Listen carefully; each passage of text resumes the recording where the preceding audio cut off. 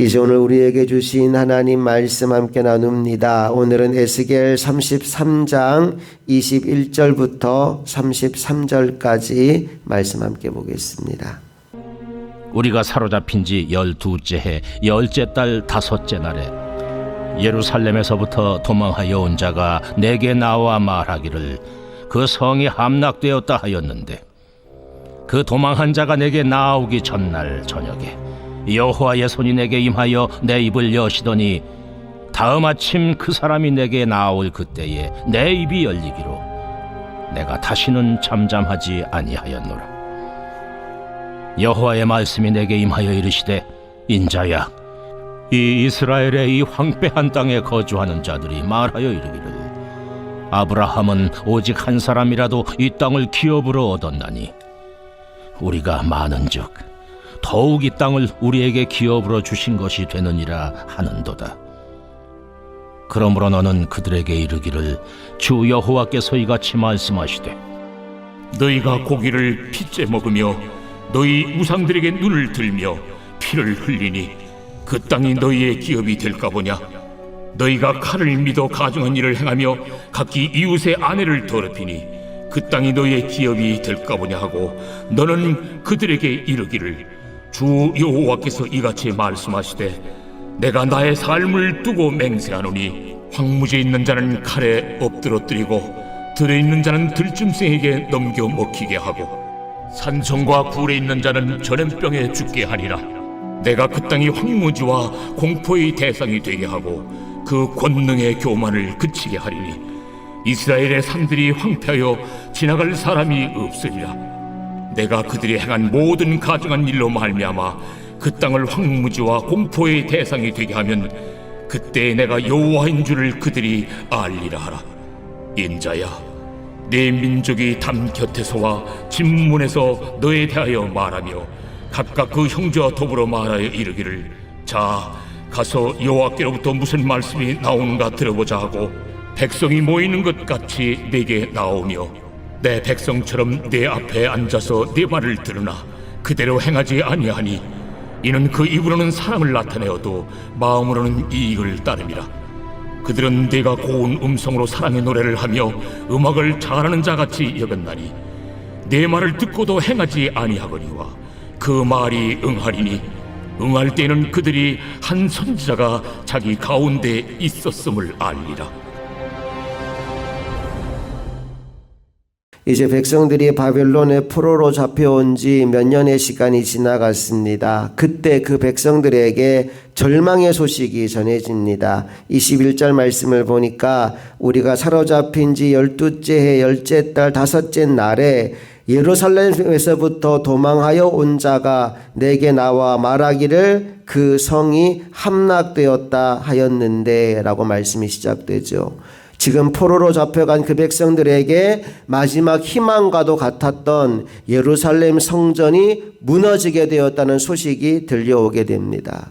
백성들은 더 깊이 절망했을 텐데 아이러니하게도 바로 그날에 하나님의 말씀이 다시 에스겔에게 임하였다라고 말씀합니다. 22절 함께 읽어봅니다. 시작. 그 도망한 자가 내게 나오기 전날 저녁에 여호와의 손이 내게 임하여 내 입을 여시더니 다음 아침 그 사람이 내게 나올 그때에 내 입이 열리기로 내가 다시는 잠잠하지 아니하였노라. 그러니까 지금까지 한동안 하나님께서 에스겔의 입술을 봉하신 거예요. 어떤 말도 하지 못하게 막고 계시다가 예루살렘의 멸망 소식을 전하러 온 그 사람이 오기 전날 밤에 입술을 다시 열어주신 겁니다. 그리고 그 절망의 소식을 듣는 백성들에게 하나님의 말씀을 선포하게 하신 거죠. 그 말씀은 새로운 시작을 알리는 말씀이었습니다. 그런데 안타깝게도 그 백성들은 그 말씀을 들을 준비가 되어 있지 않았다라고 말씀합니다. 귀는 열려 있었지만 그 말씀에 순종할 마음은 닫혀 있는 상태였다는 거죠. 30절 말씀 가봅니다. 시작. 인자야, 내 민족이 담 곁에서와 집 문에서 너에 대하여 말하며 각각 그 형제와 더불어 말하여 이르기를, 자 가서 여호와께로부터 무슨 말씀이 나오는가 들어보자 하고. 여러분, 겉모습만 보면 얼마나 아름다운 모습입니까? 서로 이렇게 말하는 거예요. 자, 우리 빨리 가서 하나님 말씀 한번 들어보자. 에스겔이 뭐라고 얘기하나 한번 들어보자. 마치 말씀을 사모하는 사람인 것처럼 그들이 행동하면서 에스겔 앞에 나온다는 거예요. 그런데 31절 말씀을 보니까 그들의 속내가 이렇게 드러나요. 31절 시작. 백성이 모이는 것 같이 내게 나오며 내 백성처럼 내 앞에 앉아서 내 말을 들으나 그대로 행하지 아니하니 이는 그 입으로는 사랑을 나타내어도 마음으로는 이익을 따릅니다. 안타깝게도 그들은 말씀을 듣기만 할 뿐이라는 거예요. 말씀을 들을 때에는 은혜도 받고 눈물도 흘리고 뭔가 변할 것 같은데 삶은 하나도 바뀌지가 않더라는 거예요. 여전히 자기 자신의 이익과 욕망과 자신의 편안함만을 따르는 삶을 살아가더라는 거예요. 그들에게 하나님의 말씀은 삶의 기준이 아니라 일시적인 위로와 위안과 자극일 뿐이었다라고 말씀합니다. 안타깝게도 오늘날 이런 사람들이 참 많아요. 특별히 유튜브가 발달하면서 유튜브에서 은혜로운 말씀, 은혜로운 찬양, 은혜로운 설교가 얼마나 많이 나오는지 모릅니다. 그래서 많은 사람들이 유튜브를 통해서 설교도 듣고 찬양도 듣고 은혜도 받아요. 나쁜 건 아닌데 계속 그것만 하고 있어요. 더 좋은 말씀, 더 은혜로운 말씀, 더 행복한 찬양, 그것만 하루 종일 듣고 앉아있다는 말입니다. 여러분, 하나님의 말씀은 내 귀를 즐겁게 하려고 듣는 게 아니에요.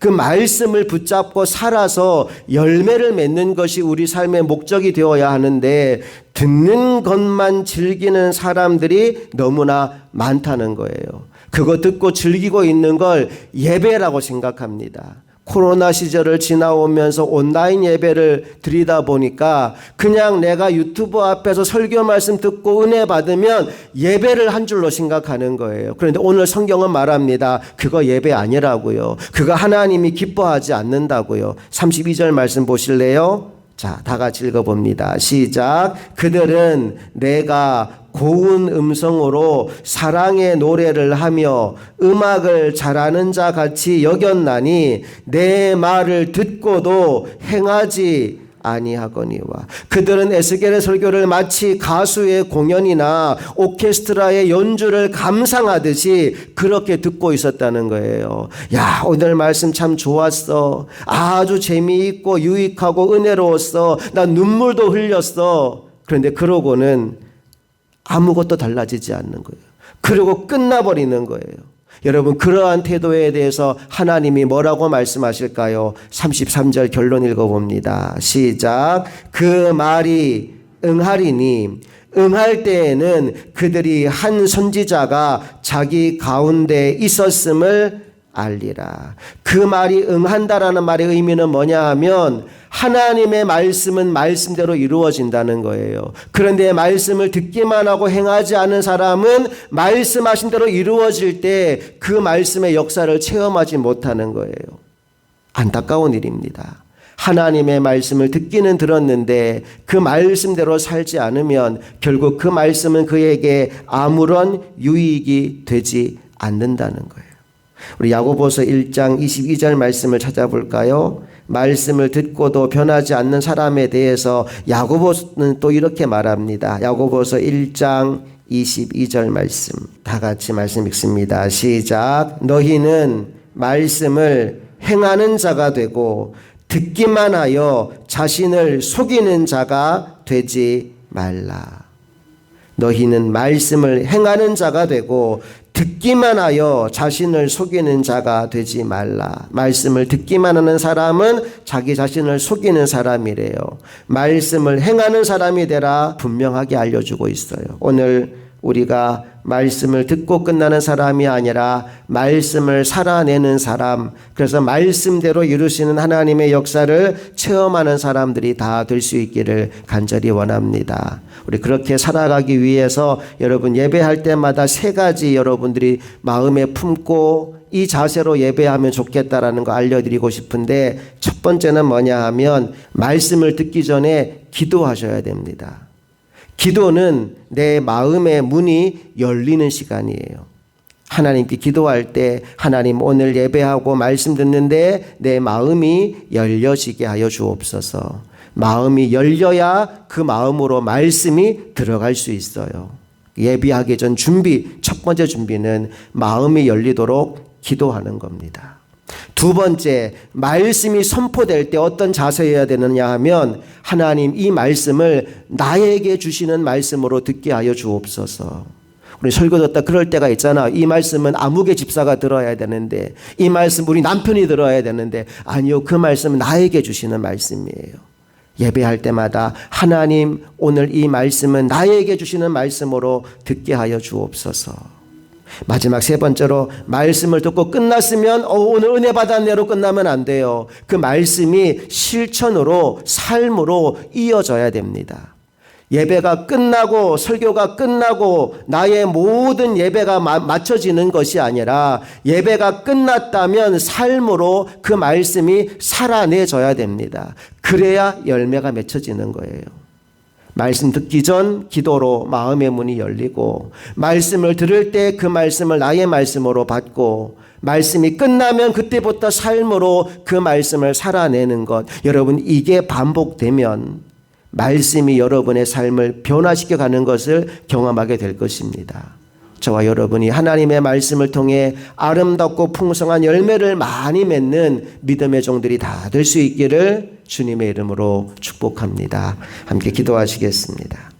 좋으신 아버지 하나님, 오늘 말씀을 듣기만 하고 실천하지 않는 사람은 자기 자신을 속이는 자와 같다 하였습니다. 그리고 그 말씀이 응하여질 때 응하여지는 그 말씀을 그냥 지켜보기만 하는 어리석은 인생이 될 수밖에 없다 하였습니다.